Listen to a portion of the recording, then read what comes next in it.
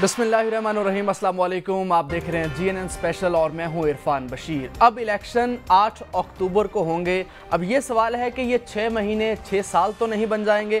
आइन में कहाँ लिखा है कि तमाम सूबों और विफाक के इलेक्शंस एक साथ होंगे? क्या परवेज़ इलाही साहब की हुकूमत बहाल हो सकती है?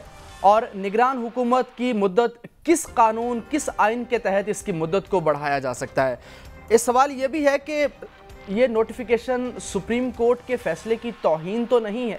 क्या supreme court of Pakistan contempt of court में इस हुकूमत को घर भेज सकती है?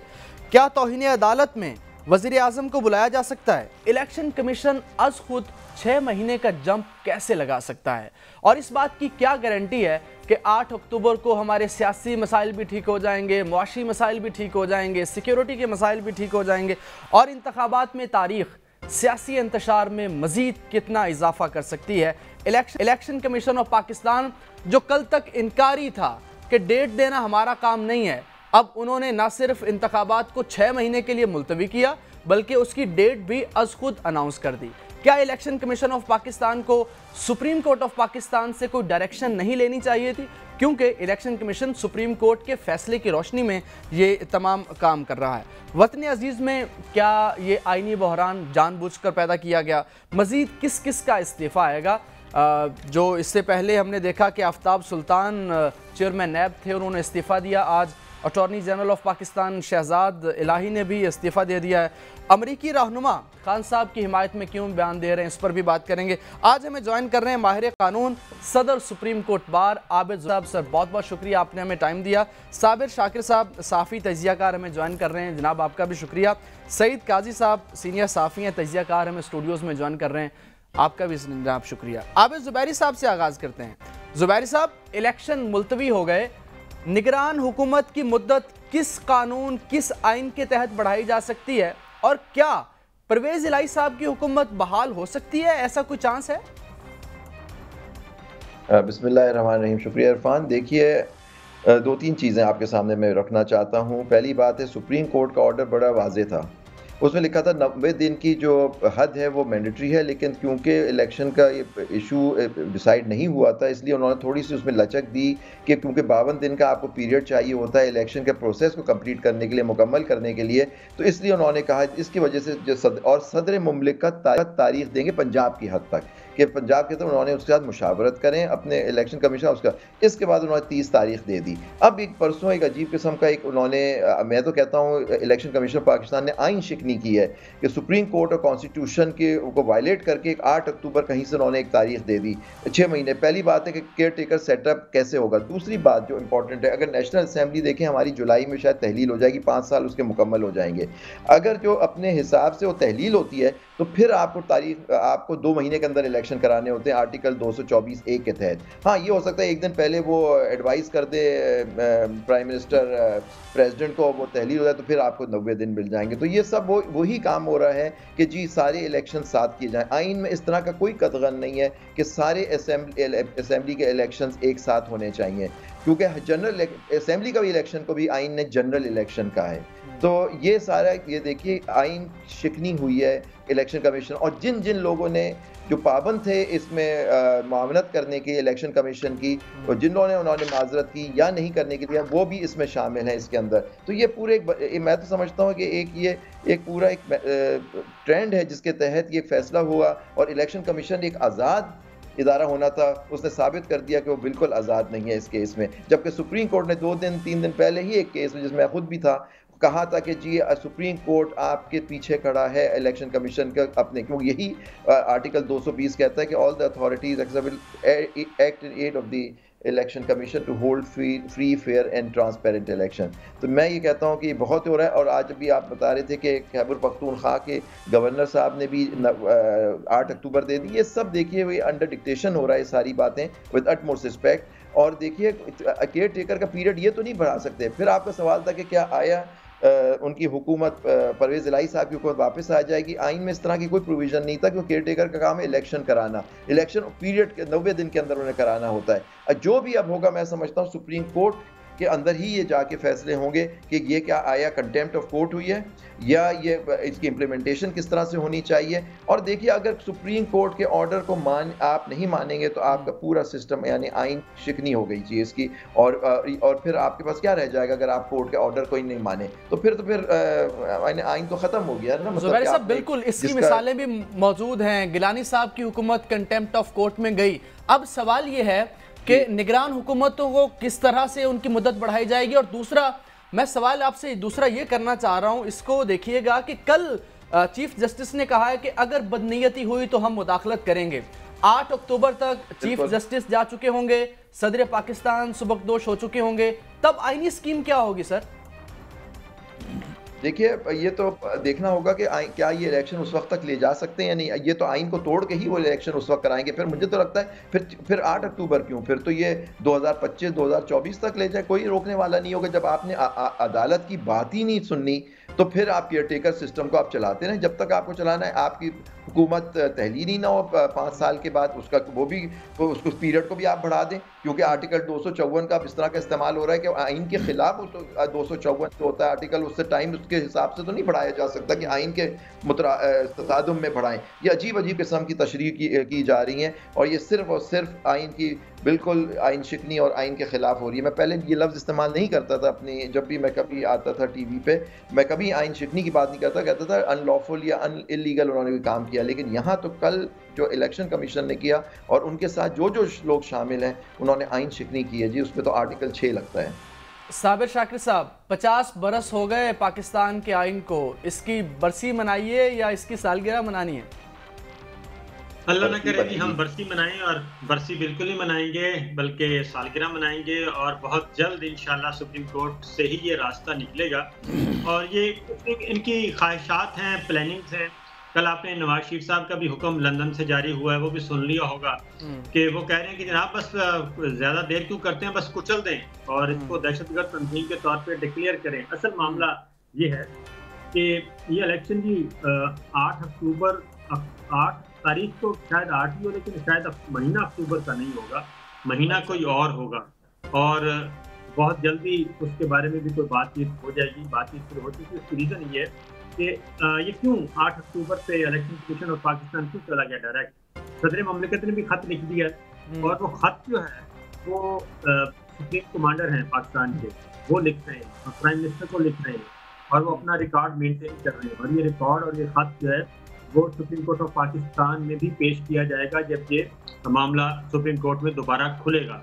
उसकी रीज़न ये है कि ना तो सदर ममलिकत से कोई मुशावरत की गई और ना ही किसी और ने अभी 8 अक्टूबर की तारीख जो दी है वो अभी तक किसी की मन तक समझ नहीं आ रही कि 8 अक्टूबर की तारीख दी किसने इनको, किस असूल पे 8 अक्टूबर इन्होंने या कोई कुर्रा निकला है, कोई फाल निकली है, किसी ज्योतिषी ने बताया है, ये अभी तक समझ से बालातर है।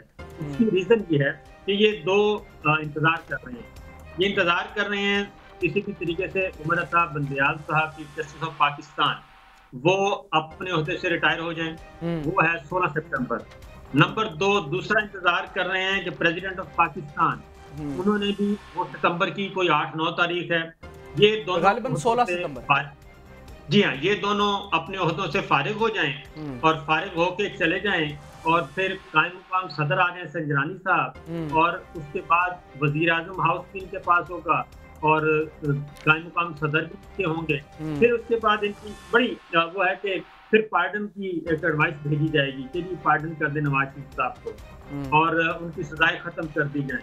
तो ये उस तरफ जा रहे हैं। फिर चीफ जस्टिस आ जाएंगे काजी फाइज साहब, ये उनके लिए उनके आने से पहले ही मसाइल पैदा कर रहे हैं, उनको उनके आने से पहले ही मुतनाज़ बनाने की कोशिश कर रहे हैं।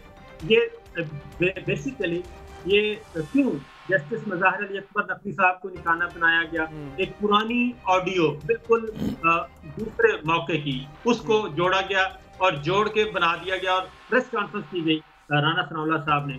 जस्टिस नकवी साहब फिर उस ऑडियो से पीछे हटे क्योंकि उसके पल्ले कुछ नहीं, जब पता चला ये तो पुरानी ऑडियो है और किसी ने इनको मिसयूज किया है। उसके बाद ये उनकी प्रॉपर्टीज के लिए आए। वो कौन से वो ऑनरेबल जज हैं या कौन बेवकूफ होगा जो अपने नाम जो 2 नंबर जायदादें अपने नाम करवाएगा, वो चीजें सामने आ गई। उसके बाद वहीं पे काम रुका नहीं है। मैं 2 मिनट लूंगा। जस्टिस एजाजुल एहसन साहब के आगे थे। अब जो नया स्क्रिप्ट आया उसमें जस्टिस मुनीब अख्तर साहब को भी शामिल कर लिया, चीफ जस्टिस उमर साहब बंदयाल साहब को भी शामिल कर लिया। वो जो खान मोहम्मद भट्टी साहब को इन्होंने ड्राइंग रूम में बिठा के सामने कॉपी रख के उनके साथ एक सेट की है और उसको फिर ऑडियो लीक्स और वीडियो लीक्स की सूरत में लीक की वो सारे का सारा क्या है?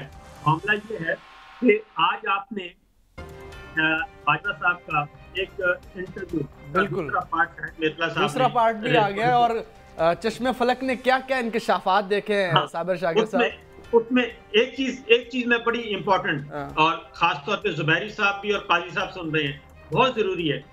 उसमें आप खान मोहम्मद भट्टी की गुफ्तगू निकाल लें और बाजवा साहब की वो गुफ्तगू निकाल लें जो वो 63 पे कर रहे हैं। क्या कि सुप्रीम कोर्ट ऑफ पाकिस्तान ने लोटाक्रेसी पे पाबंदी लगा दी, लोटों को बेतौकीर कर दिया, लोटों के वोटों की फरोख्त बंद कर दी और लोटों के वोट जो हैं वो कंसीडर ही नहीं हो सकते। ये बात की है उन्होंने। एक बड़ी मानी खेज बात उन्होंने की, मुझे काजी साहब की तरफ भी जाना है।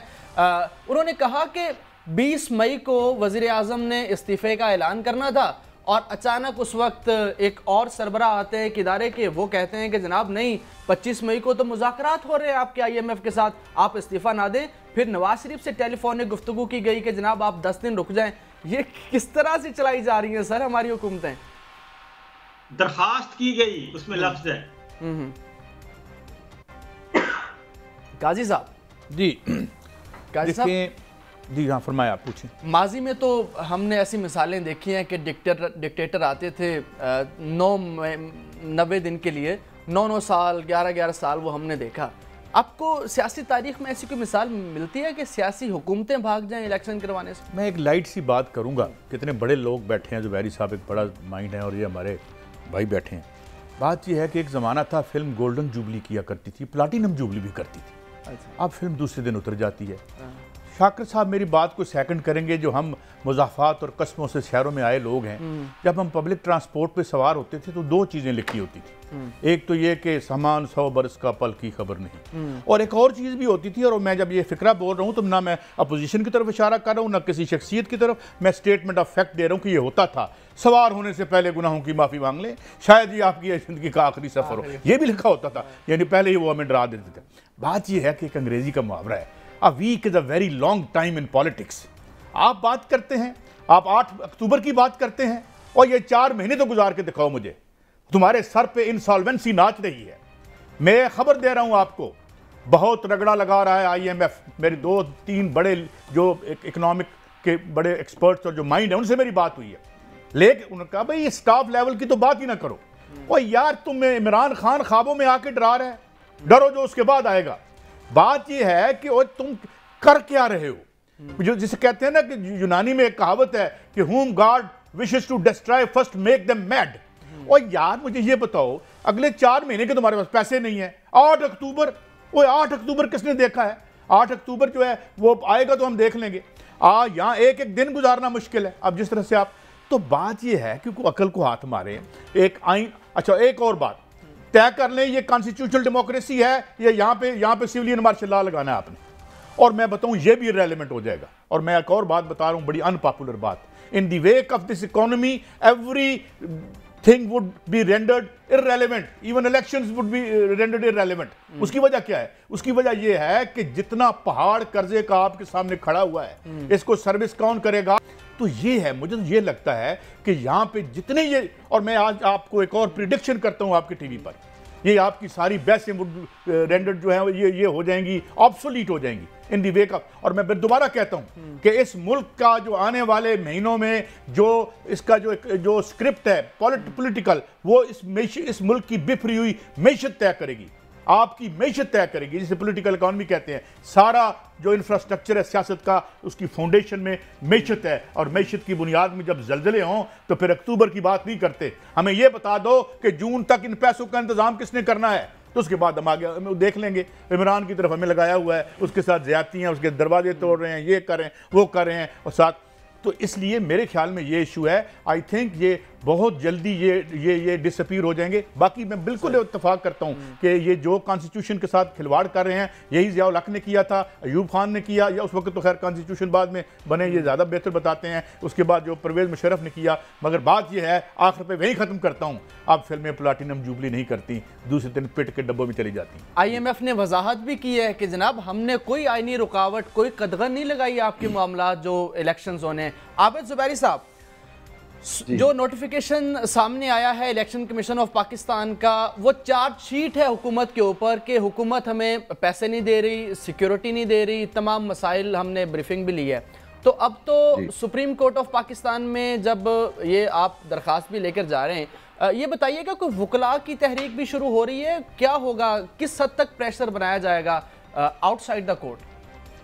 देखिए, मैं तो समझता हूँ इलेक्शन कमीशन को अगर ये करना ही था, जो उन्होंने एक तारीख एक आर्बिट्री तरह से दी, और मैंने अभी बात की आइन शिकनी की, बेहतर मुनासिब ये होता अगर ये खुद ही जाके सुप्रीम कोर्ट में एक एप्लीकेशन दे देते और उनको वाजे कर देते हमारे साथ ये मुश्किलात हो रही हैं, तो वो बेहतर रहता, एहसन होता तरीका। और देखिए, तो उनका काम है इलेक्शन होल्ड करना फ्री, फेयर एंड ट्रांसपेरेंट, जो उन्होंने बिल्कुल अब नाकाम हो गए। अब क्या ये सिक्योरिटी के और ये पैसे उनको 8 अक्टूबर को मिल जाएंगे? नहीं, मुझे ये माशियत का बाद अभी काजी साहब ने बात की, उसके बाद तो ये नहीं लगता कि उस वक्त भी मुमकिन होगा। फिर इशू आएगा, फिर इलेक्शन तो होने ही नहीं चाहिए आप अगर इस सिचुएशन में रहें आप। तो ये, और देखिए 2013 हो गई, 2008 हो गई, उसमें भी हम लोग बहुत बड़े बुरे वक्तों से गुजरे, इलेक्शन फिर भी हुए, नेशनल इलेक्शन 2018 में भी हुए। तो ये कहना कि जी ये ग्राउंड बना के ये सिर्फ और सिर्फ ये हो रहा है कि जी इलेक्शन को साथ कर दें, और जैसे आपने फरमाया कि चीफ साहब रिटायर हो जाएंगे, प्रेसिडेंट साहब नहीं रहेंगे, लेकिन जैसे अभी उन्होंने बात की कहते हैं हनूज दिल्ली दूरस्त, मतलब अभी किसी को नहीं मालूम कि क्या होने वाला है। लेकिन जो बात है कि इस वक्त एक बात तो क्लियर है कि आइन शिकनी हुई है और सुप्रीम कोर्ट, अब सुप्रीम कोर्ट को इंटरवीन करना है और सुप्रीम कोर्ट को देखना है कि उनकी आइन शिकनी हुई है और उसको। लेकिन जो मेन इशू है कि जब सुप्रीम कोर्ट अगर कोई ऑर्डर करती है, फिर उसकी अताअत करना हम सब पाबंद हैं उसके। आपने बात की वकला की, अभी इंशाल्लाह हमारा एक कन्वेंशन होने जा रहा है लाहौर में, इंशाल्लाह सुप्रीम कोर्ट बार के और लाहौर हाई कोर्ट बार के साथ मिलकर एक इंशाल्लाह कन्वेंशन हो रहा है, जिसमें यही टॉपिक है, rule of law and the supremacy of constitution and the way forward. तो अब देखिए हम लोग वहाँ से जाके अपने लाहे अमल तय करेंगे। हम लोग सुप्रीम को देखे, मैंने हर बात, आपने देखा होगा, हमने प्रेस रिलीज जो भी कहा, और कोर्ट के अंदर भी हम, जब मैं नोटिस पे था उस केस में, सुप्रीम कोर्ट में जो सुओ मोटो चला, इस्लामाबाद हाई कोर्ट बार को मैं रिप्रेजेंट कर रहा था, हमने जो भी बात की आइन और कानून की बात की, और हमने ये कहा है कि इंशाअल्लाह हमारी एसोसिएशन जो है वो सुप्रीम कोर्ट के साथ खड़ी है, और यही हम पे हमारा फ़र्ज़ है, यही हमें, क्योंकि हम आइन और कानून के पाबंद हैं और हम ताबे हैं। ठीक है। और सर ये भी कहिएगा कि 218(3) का सहारा लिया है इलेक्शन कमीशन ऑफ पाकिस्तान में, उसमें कहाँ लिखा है कि आप 6 महीने का जंप लगा सकते हैं? कहीं नहीं लिखा हुआ। देखिए वो तो उससे 218(3) में क्या कर रहे हैं बात पे, उन्होंने सहारा तो सेक्शन 58 का लेके पूरा आइन को ही खत्म कर दिया। 90 दिन का पीरियड लिखा हुआ है 224, जिसके अंदर पूरा केयर टेकर सेटअप होता है। और एक बात आप याद रखिएगा कि जैसे मैंने पहले कहा था कि अगर नॉर्मल तहलील होती है असेंबली अपनी पूरी मुद्दत पूरी करने के बाद नेशनल असेंबली, तो इलेक्शन 60 दिन में होने, 90 दिन में नहीं होने जी। तो ये चीजें हैं कि 8 अक्टूबर इन्होंने कर दिया, ये बिल्कुल इन्होंने गलत बात की। अगर वो ये इशू था, उनको कोर्ट के सामने ये रखना चाहिए था, फिर कोर्ट से इस्तदा करनी चाहिए थी कि जी आप बताएं हम क्या करें इस सिचुएशन में जब हमें सिक्योरिटी नहीं दी जा रही, हमें पैसे नहीं दिए जा रहे। लेकिन उन्होंने अपनी इंडिपेंडेंस तो खुद ही खत्म कर दिया। इलेक्शन कमीशन ऑफ पाकिस्तान मेरे हिसाब से कहीं भी लिखा हुआ है कि निगरान हुकूमत को आप 90 दिन से आगे लेकर जा सकते हैं, कहीं भी कोई थोड़ा सा जी। और यही सुप्रीम कोर्ट का फैसला है जो शॉर्ट ऑर्डर आपके सामने है, आपने भी देखा है, उसके अंदर यही लिखा हुआ है कि आपने हाँ गवर्नर से कहा आप तारीख दें, ये थोड़ी वो 8 अक्टूबर क्या वो 8 दिसंबर दे देते। मतलब ये कैसे चलेगा, ये क्राइसिस हो जाएगा। क्योंकि केयर टेकर का काम है इलेक्शन कराना, ये थोड़ी है कि आपने उनकी मुद्दत पूरी कर दी, बढ़ा दी इस तरह से। आप कैसे बढ़ा सकते? क्या इलेक्शन कमीशन आइन से बढ़ा है या उससे आइन इकदाम कर सकते हैं वो लोग कि जी वो मुद्दत बढ़ा दें? फिर तो वही जैसे आपने फरमाया, ज़िया-उल हक साहब आए थे, उन्होंने 90 दिन में वादा किया इलेक्शन कराने में, 11 साल तक माशाल्लाह बैठे रहे सदर पाकिस्तान बन के। तो ये देखिए ना, ये चीज़ें हमारी तारीख में सारे हिस्सा है। और मैं आपको एक और बताऊं, बार बार ये लोग कहते हैं कि जी एग्जाम्पल देते हैं शहीद बेनज़ीर भुट्टो की शहादत की, जी उसके बाद इलेक्शन जो डिले हुआ वो जनवरी के 18 फरवरी को हुआ। आपको पता है जब ये 18वीं तरमीम आई तो उसके अंदर एक आर्टिकल आप पढ़ लें, कॉन्स्टिट्यूशन वाला आइन उठा के, मैं सबसे कहता हूँ जरा पढ़ें उस आर्टिकल को, 270 BB उन्होंने उस 18वीं तरमीम में कहा कि जो इलेक्शन डिले हुए थे 2008 में, वो उसको आईनी कवर किया कि जी वो आइन के तहत समझे जाएंगे, कि उनको प्रोटेक्शन दिया उन इलेक्शंस को, यानी एक आईनी तरमीम करनी पड़ी उन्होंने उस इलेक्शन को सेव करने के लिए। तो ये देखिए, ये बात कहना कि अगर यहाँ भी कुछ तरह की बात होती है, वो भी एक्सेप्शनल सर्कमस्टांसेस थे, तो आईनी तरमीम हुई। ये नहीं था कि जी उन्होंने कह दिया कि जी वो 18 आईनी तरमीम हुई। और अब तो सर ये भी वजाहत दी जाती है कि 254 के जरिए हम आगे बढ़ा सकते हैं। साबिर शाकिर साहब, नहीं बढ़ा सकते। अच्छा, मैं आपसे अर्ज करूं, 254 की गलत इंटरप्रिटेशन है। सुप्रीम कोर्ट ने इस ऑर्डर में भी लिखा है 254 में आप कोई मावरा आइन कोई इकदाम नहीं ले सकते, यानी 90 दिन को आप 180 दिन या 360 दिन नहीं कर सकते इसका 254 का सहारा देके। अपनी मर्जी से आप आगे बढ़ाते रहे, ओके 254 में कोई चीज आइन के मुखालिफ नहीं होगी। 254 आपकी फंडामेंटल प्रिंसिपल्स ऑफ कॉन्स्टिट्यूशन, देखें कुछ आइन के बेसिक प्रिंसिपल्स होते हैं, उसको 254 जो एक जनरल प्रोविजन है कॉन्स्टिट्यूशन का, आप देखिए वो चैप्टर ही जनरल प्रोविजन का, चैप्टर 3 जनरल प्रोविजन, उसके अंदर ये आर्टिकल 254 है। वो substantive part of the constitution को कभी खत्म नहीं कर सकता। ये basic principle of interpretation of constitution है। साबिर शाकिर साहब, ये कहिएगा कि ये तो फिर एक रास्ता नहीं खुल जाएगा तमाम जमातों के लिए कि जिसका दिल करेगा वो मुआशी मसाइल का जिक्र करेगा, सिक्योरिटी मसाइल का जिक्र करेगा और इलेक्शन बढ़ते जाएंगे आगे? असल में ये कर क्या रहे हैं, ये पिछले 3.5-4 साल इन्होंने एक गर्दान थी सिलेक्टेड और सिलेक्टेड की, और सिलेक्टेड और सिलेक्टेड की बात करते थे और ये फौरन कहते थे कि इलेक्शन करवाएंगी फौरी तौर पे। ये असेंबलियां नाजायज हैं, ये असेंबलियां नाजायज हैं बिल्कुल, ये सारी मैनिपुलेटेड हैं, मैनूवरिंग हुई है, इंजीनियरिंग हुई है और ये मैंडेट चोरी किया गया है। तो फौरी इलेक्शन करवाएं। वो जब इलेक्शन करवाने का वक्त आया, अब ये कह रहे हैं कि नहीं, हमें इख्तियार भी चाहिए लेकिन इलेक्शन के बगैर, हमें इख्तियार भी चाहिए वोट के बगैर, हमें हमारे इख्तियार को भी कंटिन्यू करें, ना हम इलेक्शन करवाएंगे ना हम वोट की ताकत से आएंगे, बल्कि हम जो चाहेंगे वो करेंगे। ये बुनियादी तौर पर उस तरफ जा रहे हैं और इसीलिए इतनी रेजिस्टेंस है कि इसको कोई भी सपोर्ट नहीं कर रहा। इवन पाकिस्तान पीपल्स पार्टी भी सपोर्ट नहीं करेगी इसको खुलकर। अभी आहिस्ता आहिस्ता वो आ रहे हैं सामने, लेकिन सुप्रीम कोर्ट में जब आपको याद है कि जब सुप्रीम कोर्ट में ये जो हियरिंग थी तो फारूक नाइक साहब और उनसे पूछा गया कि आप जाके जरा अपने अपने पार्टी हेड से कर लें कि आपस में बैठ के तारीख तय कर लें। तो पीपल्स पार्टी फारूक नाइक साहब ने सबसे पहले आके कहा था कि जनाब इलेक्शन की तारीख जमातों का काम नहीं है, सियासी जमातों का देना, ये आइन का काम है और ये आप फैसला फरमाएं, या जिनकी जिम्मेदारी है वो फैसला फरमाएं। उन्होंने बिल्कुल इनकार कर दिया था। और जब से मुस्लिम लीग नवाज और पीडीएम की जमातों ने कहा था कि हमें वक्त दे दें मुशावरत के लिए, तो वो वक्त नहीं दिया गया था। उन्होंने कहा कि अभी आप बात कर लें, अगले दिन भी कोई उसका जवाब नहीं आया था। तो पाकिस्तान पीपल्स पार्टी पहले ही अलग हो गई थी। अब भी ये सिर्फ इनकी प्लानिंग है, ख्वाहिशात हैं। ये है कि किसी भी तरीके से हमें अब सेलेक्ट, ये कह रहे हैं कि हमें सेलेक्ट कर लें, आप सेलेक्टर बन जाएं, हमें सेलेक्ट कर लें, हम सेलेक्टेड बनने के लिए तैयार हैं और इलेक्शन को छोड़ें, आए बैठ के तय करते हैं कौन सी जागीर किसके पास जानी है, इलेक्शन को छोड़ दें। तो ये है बुनियादी बात। ये सारे का सारा एक पॉलिटिकल कल्चर या जमहूरी रिवायत। आप सुप्रीम कोर्ट का फैसला कहाँ से शुरू होता है? सुप्रीम कोर्ट का फैसला शुरू होता है कि पार्लियामेंट्री डेमोक्रेसी, पार्लिमानी जमहूरियत। पार्लिमानी जमहूरियत में क्या होता है? पार्लिमानी जमहूरियत में इलेक्शन होते हैं और इलेक्शन किस तरीके से होने वो आइन में दर्ज है। 90 दिन जो लिखा हुआ है वो किसी वजह से लिखा है, लेकिन अब तो ये पूरे का पूरा जो इलेक्शन कमीशन ने तो पूरे का पूरा आईनी रीराइट करने की कोशिश की है। ना वो सीएम असेंबली तोड़ सकता है। आज की अगर इनका बात मान ले तो सीएम असेंबली नहीं तोड़ सकता।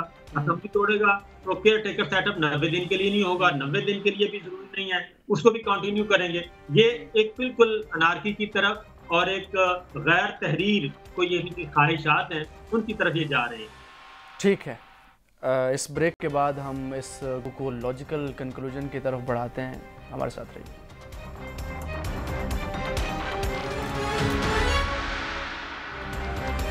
Welcome back. सईद काजी साहब, साबिर शाकिर साहब हमारे साथ मौजूद हैं। मजीद किस किस का इस्तीफ़ा आएगा? इससे पहले चेयरमैन नैब का आ चुका है, आज attorney general of Pakistan Shahzad Ata Elahi का आ चुका है। साबिर शाकिर साहब, आपको लग रहा है मजीद इस्तीफ़े आएंगे?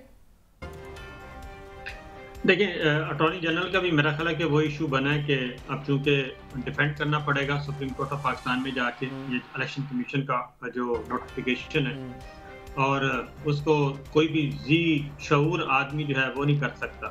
दूसरा ये है कि अटॉर्नी जनरल उनको ऐसा दरकार है जो जाके ओपन कोर्ट में ऑनरेबल जजेस को एम्बेरस करे। तो उसके लिए ज़ुबैरी साहब को मालूम है कि एक आध आदमी तलाश किया जा रहा है।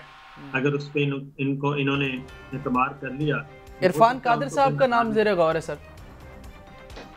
तो हो सकता है इरफान कादिर साहब आ जाएं, और क्योंकि इस वक्त इन्होंने लीगल बैटल तो लड़नी नहीं, लीगल बैटल में कॉन्स्टिट्यूशनल बैटल ये तो हार चुके हैं, इनको अंदाजा है। और अभी आपने गवर्नर साहब को भी देखा खैबर पख्तूनख्वा के, उनको भी ख्याल आया कि उन्होंने भी तारीख देनी है, उन्होंने भी 8 अक्टूबर की तारीख दे दी। इनफैक्ट चीज़ें यह है कि बैकडोर चैनल पे कुछ चीज़ें एक्टिविटी चल रही है जो मेरी इत्तला के मुताबिक, और बहुत जल्द इस बारे में फैसला हो जाएगा। इन्होंने मिस इंफॉर्मेशन बहुत ज़्यादा फैलाई हुई है, और ये खास तौर पे मैं करूँगा कि नून लीग ये सारा खेल खेल रही है, लीगी वज़रा और लीगी लीडरशिप जो है वो ये काम कर रही है, और उसमें ये सूरत हाल को उस तरफ ले जाने की कोशिश कर रहे हैं कि पॉइंट ऑफ नो रिटर्न आ जाए, बेशक इमरजेंसी लग जाए। पहले फाइनेंशियल इमरजेंसी की बात की गई, और फिर आपने पिछले दिनों एक तनाज़ा देखा होगा कि इसहाक डार साहब ने वज़ारत ख़ज़ाना का काम शुरू कर दिया था, और IMF कहा गया कि हमारा जो लॉन्ग रेंज मिसाइल टेक्नोलॉजी और किसी को कंप्रोमाइज़ नहीं होगा। IMF वाले कहते हैं कि हमने तो ये बात ही नहीं की इस तरह की। तो फिर इसहाक डार साहब ने ये किसको क्यों दी है, किसको सुना रहे थे, या उनके कान में किसने कहा था? क्या वो किसी को सजेस्ट कर रहे थे? ये सजेस्टिव स्टोरी होती है ना हमारे जर्नलिज्म में, कि सजेस्ट करना होता है किसी को एक खबर के अंदाज में। तो क्या वो किसी को सजेस्ट कर रहे थे कि जनाब इस तरफ भी आए और ये भी मामला है और इसको भी देखें? ये सारे काफी अंदर खाने, जुनून खाना काफी खेल खेला जा रहा है। और ये मरियम की ख्वाहिश और नवाज शरीफ साहब का हुक्म, कल जैसे नवाज शरीफ साहब ने हुक्म सादर किया, तो मुझे लगता है कि रियासत जो है शायद इनका ये वजन जो है उठाने के लिए तैयार ना हो। और अब पॉलिटिकल लीडर, आपने जो जॉइंट सेशन चल रहा था उसमें कुछ इत्तेहादी जमातों के लोगों ने भी खिताब किया, और उन्होंने भी कहा कि उन्होंने सब ने, GDA ने भी कहा है कि इलेक्शन एक ही दिन करवाएं और ये तजिए से निकले। उसके बाद जो बाप के हेड है डॉक्टर खालिद मक्सी सर, जो बड़ी स्टेक होल्डर पार्टी है उससे तो मुशावरत नहीं की गई, किसी से भी नहीं की गई, किसी से भी नहीं की गई। पाकिस्तान पीपल्स पार्टी क्या कह रही है? पाकिस्तान पीपल्स पार्टी कह रही है वो तो एक कंसल्टेशन प्रोसेस हुआ था, फैसला तो कोई भी नहीं हुआ था। तो इन्होंने वो फैसला भी कर लिया, और इसको गलतफहमी में मुब्तला है कि शायद इस मामले में जजेस तकसीम हो जाएंगे। मुझे नहीं लगता कि इस सिचुएशन में जजेस तकसीम होंगे और वो सुप्रीम कोर्ट की डिग्निटी पे इनको खुल खेलने का मौका देंगे। ये हमारी बदकिस्मती है कि हम जलसों में जजेस की तस्वीरें लगा रहे हैं, ऑडियोज़ लीक कर रहे हैं। अभी पार्लियामेंट में जजेस की तस्वीरें लेकर गए, फिर 27 को काजी साहब इजलास हो रहा है कौमी असम्बली का। आप ये कहिए कि आर्टिकल 6 की कार्रवाई किस पे लगती नज़र आ रही है आपको? बस हमारी दुआ है हमारे ऊपर ना लगे, बाकियों का तो हम बता नहीं सकते। मगर हजूर मैं आपसे एक और बात करना चाहता हूँ। इल्म की बातें तो मेरे दोस्त हैं, बात यह है कि ये है क्या, what's happening right in front of us. हम पैदा हुए, बड़े हुए, डेमोक्रेसी होती है, एक जमहूरियत होती है, बड़ा शुगल सिविल सोसाइटी, अल मारूफ शुगल सोसाइटी, बड़ा हमें कूट कूट गए जमहूरियत बेनज़ीर आएंगी फलाने। हुआ क्या? हुआ ये कि बेसिकली ये डेमोक्रेसी हो या मार्शल लॉ हो, ये 23 बिलियन डॉलर की ये UNDP की रिपोर्ट है जो इस मुल्क की इश्राफिया खाती है। कभी मार्शल लॉ के साए के नीचे खाती है, कभी जमहूरियत के ढोंग के नीचे खाती है। अब अचानक पता चला कि यार ये डेमोक्रेसी में ड्रामा चल नहीं पा रहा, इसमें मुस्बत रिजल्ट निकालना बड़ा मुश्किल हो गया है, इलेक्शन के मुस्बत रिजल्ट नहीं आ रहे। ये तो इस तरह जनाब ज़िया-उल हक साहब लाए थे। अब क्या करें? अब चेहरों से पर्दे उतर रहे हैं। अब पता चला कि ये कौन है, ये अजीम लीडर हैं या कब्जे ग्रुप है, ये कौन है, ये काले धन के सेठ हैं या जमहूरियत के बहुत बड़े आइकॉन हैं, ये कौन है? इस ऐद की सबसे बड़ी क्या बात है और इमरान खान की सबसे बड़ी क्या बात है। एक कमाल कर गया, पता नहीं उसने वो वादे पूरे करने हैं या कर पाता है, मुझे I have serious reservations about that, मगर नकाब नीचे उतार गया। अब पता चला कि एक निजाम है मेरी खाल खींचने का, वो कभी मार्शल लॉ के साए में चलता है, कभी जमहूरियत के साए में चलता है। बड़े बड़े सरकारी ओहदों पर बैठे हुए, कोई अटॉर्नी जनरल है हमारे बड़े बड़े, मैं तो खैर मैं अकेला एक मजदूर हूं, बाकी मेरे खानदान में भी वकील है, मैं किसी का बुरा नहीं मान रहा, मगर बात क्या है, नो आई सी, जिस तरह मैं कह रहा था कोई कैसी योर टीथ जिसमें से ब्लड ड्रिप करता है इस मुल्क के मेहनत कशों का खून चूसने के लिए, ये अब उतर गया है। ये डेमोक्रेसी का जो हर इन्होंने भेष बदला हुआ था, ये एक एक करके गिरेगा क्योंकि जमाना बदल गया है। काजी साहब, डिक्टेटर्स कहते थे कि आइन क्या है, ये एक वर्का ही तो है, इसको फेंक देंगे। जियाउल हक ने कहा था, यार मैं नहीं कहता, उन्होंने कहा था इट्स अ रैग, और उसने कहा था जियाउल हक साहब ने कहा था ये दुम हिलाते हुए आएंगे, और गए, सब लोग गए, नहीं भी गए और सलाम करते हैं, उन्होंने बड़ी मारें खाई। हमने तो पूरी वो तारीख देखी है, खानदान ने और खानवादे बर्बाद हुए देखे हैं इस डेमोक्रेसी के लिए। आखिर क्या खोदा पहाड़ और निकला कौन? यहाँ पे क्या नाम है गवर्नर साहब का, वो बैठे हुए हैं, उधर वो बैठे हुए हैं, और सुप्रीम कोर्ट बुलाती है, कहते नहीं कि हम कहते हैं ये आइन में लिखे हुए, कहते फिर की होया। हमें तो वो जो कहेंगे बड़े बास कहेंगे, सेठ साहब का जो हुक्म आएगा हम वो करेंगे। तो इट मीन्स ना कोई डेमोक्रेसी का ड्रामा था, मगर अब ये लड़ाई खुल गई है। वो इसलिए कि अब ये उस तरीके से इस निज़ाम को चला नहीं सकते।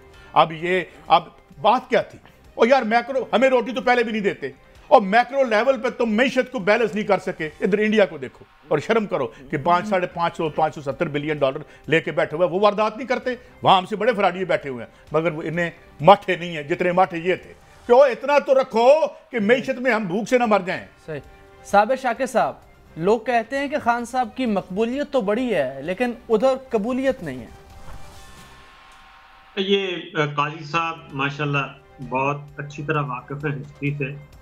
ये कबूलियत, ये सारी फार्मूले इधर ही रह जाते हैं, बिलाखिर कबूलियत करनी पड़ती है। उसकी वजह है कि जियाउल हक साहब ने 11 साल लगाए। पहले तो शेख मुजीब से शुरू हो जाते हैं, शेख मुजीब को क्रश करने की कोशिश की, क्या नतीजा निकला? क्या शेख मुजीब मर गया? वो कत्ल हो गया, लेकिन वो आज भी जिंदा है। उनकी बेटी हसीना वाजिद, उनकी जमात तभी अरसे से बांग्लादेश में बरसरे इक़्तिदार है। उसके बाद जियाउल हक साहब ने 11 साल लगाए। सर वो तो गद्दार थे ना, हमें पढ़ाया जाता है पाकिस्तान में। वही मैं कह रहा हूँ ना कि वो उन गद्दारों की बात कर रहा हूँ। गद्दार इस वक्त वो इक़्तिदार में, और वो एक पॉपुलर जमात है, और तवील अरसे से हसीना वाजिद, आज उनके रिजर्व सर 31 बिलियन डॉलर्स के हैं बांग्लादेश के पास। वो इसलिए कि वहाँ पे कोई बाजवा साहब नहीं है, तो इसलिए इस वजह से उसकी रीजन। उसके बाद पाकिस्तान पीपल्स पार्टी को क्रश करने के लिए जियाउल हक साहब ने 11 साल लगाए। उनकी जुल्फ़िकार अली भुट्टो साहब को फांसी दे दी। जनाजा पढ़ाने की इजाजत नहीं दी गई थी। 7 आदमी सरकारी जनाजा, सरकारी आदमी, सरकारी तदफीन, किसी को नहीं, और हेलीकॉप्टर पे, और भूख का आलम था जिस दिन ये फांसी दी गई थी। ये इतनी राजदारी में ये काम करने की कोशिश की गई थी। तो क्या पीपल्स पार्टी खत्म हो गई? मोहतरमा बेनज़ीर भुट्टो, क्या मोहतरमा बेनज़ीर भुट्टो की कबूलियत नहीं हुई? कबूलियत हुई, 2 दफा वजीर आजम रह के गई, फिर दहशतगर्दी का शिकार बन गई। क्या उसके बाद जरदारी साहब को कबूलियत नहीं हुई? वही पीपल्स पार्टी काम करती है। फिर नवाज शरीफ साहब को ले लें, वो जो काजी साहब कह रहे थे कि दुम हिलाते हिलाते पीछे आते हैं, तो नवाज शरीफ साहब को ले लें। नवाज शरीफ साहब को 1999 में उनको फारिग किया गया। उसके बाद वो अभी भी मौजूद हैं और उनकी जमात मौजूद है। ये अलग बात है कि वो दोबारा उसी रास्ते से तो दरवाजे से इक़्तिदार में आना चाहते हैं। तो मसला ये है कि इस तरीके से कोई भी, ना ही कोई पॉलिटिकल पार्टी, मुस्लिम लीग नवाज, बुनियादी बात क्या, मुस्लिम लीग नवाज जो है ना, पाकिस्तान पीपल्स पार्टी सियासी जमात है, पाकिस्तान तहरीक इंसाफ एक सियासी जमात है। मुस्लिम लीग नवाज कोई सियासी जमात नहीं है कि एक प्रोसेस के साथ। लेकिन सर इस वक्त तो तहरीक इंसाफ, साबिर शाकिर साहब ये कह रही है कि वो तो पीपल्स पार्टी भी आइन शिकनी में मुलव्वस है, हालांकि पीपल्स पार्टी वारिस है, क्रिएटर है 73 के आइन की। कुछ बात करेंगे, अमरीकी शख्सियात पाकिस्तानी सियासत में बड़ी दिलचस्पी ले रही हैं। काजी साहब, ये क्यों दिलचस्पी ले रही हैं अमरीकी शख्सियात? हमें अपने हैसियत को समझना चाहिए। वहाँ पे उनके स्टेट डिपार्टमेंट में एक छोटा सा डेस्क होगा, वहाँ पे एक बैठा होता है, क्या कहते हैं, एक सेक्शन लेवल का बंदा, क्योंकि ये हमें बेतौकीर हमारे रूलिंग इशराफिया ने किया है। हम में कमी नहीं है, ना कौम में कमी है। इससे बड़ी कौम कौन सी होगी? कहाँ हम नहीं लड़े? कि कब अंग्रेज से नहीं लड़े हम यहाँ पे जब 18 फरवरी 1946 को जब जाजियों ने बगावत की थी, जिसके बाद अंग्रेज चीफ ने कहा था, आर्मी के चीफ ने, कि हम 3 दिन से ज्यादा बड़े सगीर को नहीं रख सकते। इतनी हो रही थी, हम छोटी कौम तो नहीं थे, हमें इन्होंने छोटा कर दिया। क्योंकि यहाँ हुआ क्या, इस निज़ाम में अदना आला हो गया, आला अदना हो गया, छोटे लोग बड़ी जगहों पर चले गए, तो उससे ये वारदात हुई। ये इतने मेहनत कश लोग ऐसे होंगे कहीं और पे, इस बुरे हालात में यार जिंदा हैं, जो हालात है, 5 बच्चे बिठाए होते हैं एक मोटरसाइकिल पे और बेचारे जिंदगी को घसीट रहे होते हैं। लेकिन पाकिस्तान के अंदरूनी मामलात में क्या जरूरत है उनको? देखिए बात क्या है, मैं आपको बात बताऊं। बात ये है कि जब आप हुकूमत को अपने निजी असासों के लिए, तामीर के लिए इस्तेमाल करेंगे, तो फिर आपकी इंडिपेंडेंट खारजा पॉलिसी नहीं हो सकती। अच्छा, क्या अमेरिका वारदात क्या करता है? उसने सेफ हेवन्स क्यों बनाए हुए हैं? वो जी कानूनी है, बिल्कुल कानूनी है। उनके वारदाती भी सारा 2 नंबर माल जो है इन ऑफशोर हेवन्स में रखते हैं और हमें भी रखवाते हैं, और फिर इनके सारे बच्चों को वो वीजे देते हैं, उनको पढ़ाते हैं, उधर इनके रॉन्चेस होते हैं, फिर इस तबके के जरिए वो हमें गुलाम रखते हैं, यहाँ की लूट मार करते हैं। मैं अगर आपको पाकिस्तान में जो इस वक्त मिनरल्स हैं वो बताऊं तो आप हैरान रह जाएं कि हमें भूख की एक रिकॉर्ड काफी है सारे कर्जे उतार के हमें इस दुनिया के समाज में एक बाइज्जत जिंदगी देने के लिए। तो ये होता अमेरिका क्या, अब इवन मुझे कहने दीजिएगा, ये क्या हुआ, इन्होंने भी हायर कर लिया ना अमेरिका का जो लॉबिंग कर लिया, और वो भी आ गया। ये जो एक सबसे बड़ा यानी राइट विंग और इंतहाई रुजती उनका ज़ल्मे खलीलजाद जो है, ये अमेरिकन एस्टैब्लिशमेंट का ये रिपब्लिकन है, तो वो भी आके कर रहे। तो बात ये है कि इसी से निजात के लिए लोग पीछे निकले हैं। जब इमरान खान साहब ने नारा लगाया था ना कि हम डिक्टेशन नहीं लेंगे, तो वो सेंटीमेंट देखिए लोगों के, तो किस तरह उनसे पीछे गए थे। तो इसी गुलामी से लोग निकलना चाहते हैं, अब चल पड़े हैं तो निकल ही जाएंगे। साबिर शाकिर साहब, क्या पाकिस्तान में आईनी, कानूनी, सियासी वायलेशंस इतनी ज़्यादा हो रही हैं कि अमेरिका जैसे ममालिक के सेनेटर्स को बोलना पड़ रहा है, या फिर अब जिस तरह अजहर मशवानी साहब को गिरफ्तार कर लिया गया, अभी तक पता नहीं वो कहाँ पे हैं, हसान न्याजी, और ये बाकी गिरफ्तारियाँ, या फिर तहरीक इंसाफ की लॉबिंग का नतीजा है, ये डॉलर्स दे रहे हैं? नहीं, मसला ये है कि अगर हम अपने घर को ठीक रखें, आइन के मुताबिक चलाएं, जमहूरियत के मुताबिक चलाएं, अदालती फैसलों का एहतराम करें और अपने लोगों को बेलिबास ना करें, तो फिर बाहर से कोई नहीं आएगा। हम खुद ही इतने तगड़े हैं। एक ज़माना था हम कुलभूषण जादेव को पकड़ते थे, और एक ज़माना है कि हम आज अपने ही लोगों को पकड़ रहे हैं। तो उस वक्त की यूनिटी देख लें कौम में, और आज की कौम की यूनिटी देख लें। अब अमेरिका, ये जो पिछला एनआरओ हुआ था, देखिए ना, दीवार के साथ आप खुद लगाते हैं, ये सिस्टम खुद दीवार के साथ लगाता है। जब आप जहाँ तक चले जाएं कि एक तरफ ज़मान पार्क ऑपरेशन शुरू हो जाए, वो ज़मान पार्क ऑपरेशन अदालत रोके और वो इमरान खान जुडिशल कॉम्प्लेक्स की तरफ जा रहा हो और पीछे उसके घर के दरवाजे तोड़ दिए जाएं और इधर जुडिशल कॉम्प्लेक्स में खतरनाक सीन क्रिएट किया जाए, तो उसके बाद होगा क्या? ये ज़ल्मे क्यों आए हैं जी इस सारे इवेंट में? इनको हायर किया या नहीं किया, लेकिन मैं एक और काजी साहब शायद इससे इत्तेफाक करें कि वो क्या रहा था, वो ये रहा था कि मोहतरमा बेनज़ीर दहशतगर्दी का शिकार हुई, इंटरनेशनल कॉन्स्पिरेसी, लियाकत अली खान को गोली मारी गई, इंटरनेशनल कॉन्स्पिरेसी, भुट्टो साहब को फांसी दी गई, इंटरनेशनल कॉन्स्पिरेसी, शहीद अरशद शरीफ का कत्ल हुआ, इंटरनेशनल कॉन्स्पिरेसी। तो ये एक काम में जा रहा था, खुदा ना खास्ता एक हमला हो चुका था, इमरान खान साहब से कातिलाना हमला हो चुका था, और वो बता रहे थे कि मुझसे इस तरीके से मुल्क पे हमला करवाया जाएगा। तो ताने बाने फौरन इंटरनेशनल कॉन्स्पिरेसी की तरफ जाने थे। मेरा ख्याल है ज़ल्मे खलीलजाद ने पहली दफा उस वक्त पॉइंट आउट किया कि ये हमारा खेल नहीं है, ठीक है। उसने क्या वार्न किया, वो किससे मुखातिब था? वो रियासत पाकिस्तान, हुकूमत पाकिस्तान से मुखातिब था। क्या कहा उसने? उसने कहा पाकिस्तान के 3 मसाइल हैं, मुआशी, सियासी और सिक्योरिटी। और उसके बाद उसने कहा कि अब ये जमाना नहीं है, ये गलत रास्ता है कि आप सियासतदानों को, पॉलिटिकल लीडर्स को एग्जीक्यूट करें, उनको जेलों में डालें, उनकी असैसिनेशन करें। ये गलत रास्ता है, इससे मत जाएं। उसके बाद अगली बात वो कहता है कि इमरान खान को अगर जेल में डालेंगे तो इससे मजीद क्राइसिस बढ़ेगा। फिर उसके बाद वो मसले का हल बताता है कि मसले का हल ये है कि आप इलेक्शन करवाएं, जून के अवाइल में, और जो बाकी वक्त बचता है उसमें मिल बैठ के आपस में रूल्स ऑफ गेम तय करें, और जिसको मैंडेट मिलता है उसका मैंडेट तस्लीम करें। वो तो अमेरिका ने अपने आप को एक साइड पे निकाला है कि भाई इस लड़ाई में हम शामिल नहीं हैं, वो तो ये बता रहा था। और दूसरा, जब अगली बारी आती है पार्लियामेंट का जॉइंट सेशन, कैबिनेट मीटिंग होती है। साबिर साहब, मुझे क्लोजिंग करनी है, आखिर में बताते जाइए कि इन सियासी मुआशी मसाइल का हल क्या है। इन सियासी मुआशी मसाइल का हल इंशाअल्लाह बहुत जल्द निकलेगा, और शाहराए दस्तूर से निकलेगा, सुप्रीम कोर्ट ऑफ पाकिस्तान से निकलेगा, और हम आम इंतखाबात की तरफ जाएंगे। और पुरअमन इंतकाल इक़्तिदार के लिए आपको, मुझे, कादी साहब को, वकला बिरादरी को, सबको जमहूरियत पे यकीन रखने वाली पॉलिटिकल पार्टी है उनको काम करना चाहिए, और ये रास्ता इंशाअल्लाह इसी तरीके से निकलेगा, और घबराने की जरूरत नहीं है, बहुत जल्द अच्छी खबरें भी आएंगी। काजी साहब, क्लोजिंग कमेंट। भाई मैं कोई कमेंट, मैं तो इस दुआ के साथ हूँ, और ये दुआ, और मैं ये कहूँगा कि इस मुल्क में जो है वो कुछ कर लें, वरना मैं एक शेर पे ख़त्म करता हूँ। अगर ये आपने ना किया जो इन्होंने कहा था, तो फिर वो था कि पापोश की क्या फ़िक्र है, दस्तार संभालो, पायाब है जो मौज गुजर जाएगी सर से।